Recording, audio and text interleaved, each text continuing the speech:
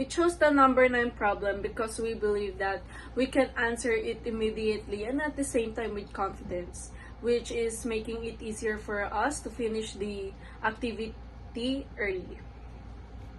So initially, the setup consists of 2 times 2 grid of smaller square to form a larger square, composed of a total 12 matchsticks. To achieve the given problem, we are asked to move 4 matchsticks to create 3 identical squares. Here's how we strategize it. First, we visualize the arrangement as 4 smaller squares that were labeled as top left, top right, bottom left, and bottom right. Then we proceed in removing 2 matchsticks from top left smaller square, vertical left, and horizontal top matchstick, and another on the bottom right smaller square, vertical right, and horizontal bottom matchsticks. Now we have already removed the 2 identical boxes, but we still need a third identical box. So with our first 4 remaining matchsticks, we can rearrange them to form the third identical box right in the corner of the bottom left small square to complete the 3 identical squares.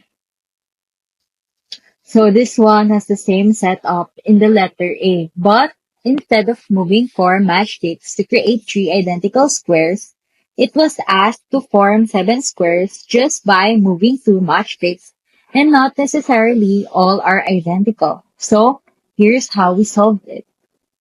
So this is just the same approach to letter A.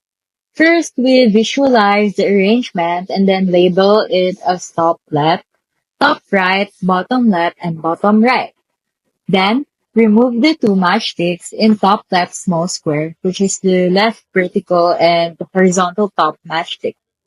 So next, we place the first removed matchstick horizontally in the top right smaller square, creating division of 2 smaller squares.